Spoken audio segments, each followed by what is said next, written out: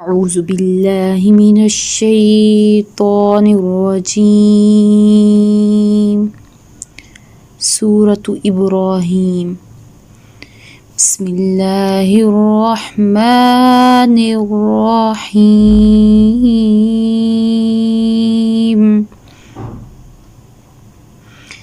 ألف لام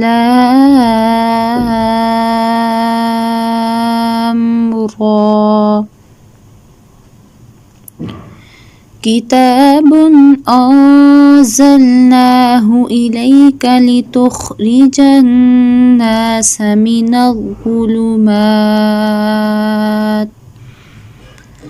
الظلمات إلى النور بإذن ربهم إلى صراط العزيز الحميد.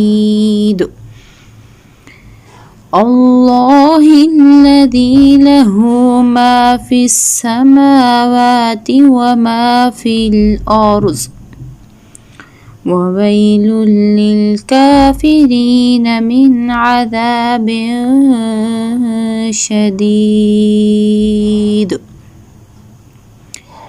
الذين يستحبون الحياة الدنيا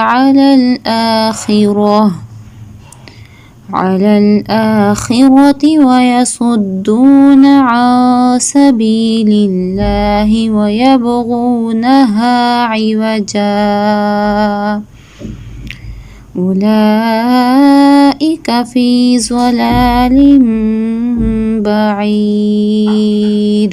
قال موسى إن تكفروا أنتم ومن في الأرض جميعا فإن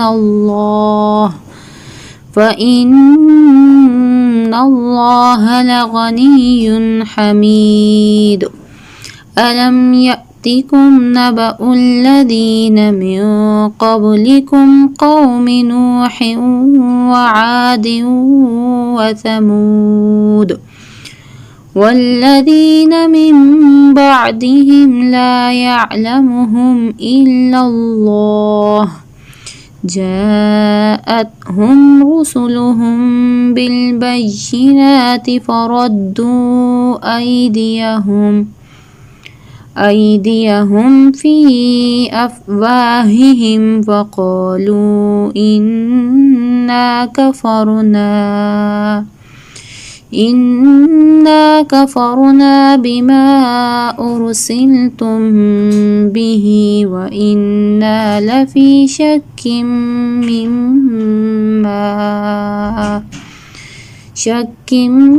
مما تدعوننا إليه مريب. قالت رسلهم أفي الله شك فاطر السماوات والأرض يدعوكم ليغفر لكم من ذنوبكم ويؤخركم إلى أجل مسمى قالوا إن أنتم إلا بشر مثلنا تريدون أن تصدونا عما كان يعبد آباؤنا فأتونا بسلطان مبين. وما أرسلنا من رسول إلا بلسان قومه ليبين لهم فيضل الله من يشاء ويهدي من يشاء وهو العزيز الحكيم. ولقد أرسلنا موسى بآياتنا أن أخرج قومك من الظلمات إلى النور وذكرهم بأيام الله إن في ذلك لآيات لكل صبار شكور. وإذ قال موسى لقومه اذكروا نعمة الله عليكم إذ أنجاكم من آل فرعون يسومونكم سوء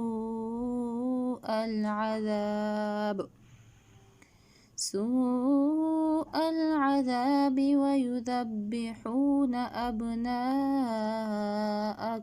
ويستحيون نساءكم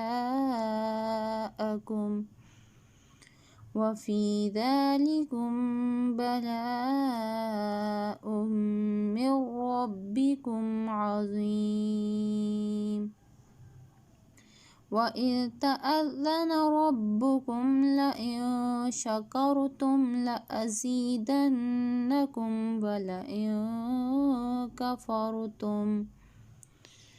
ولئن كفرتم إن عذابي لشديد.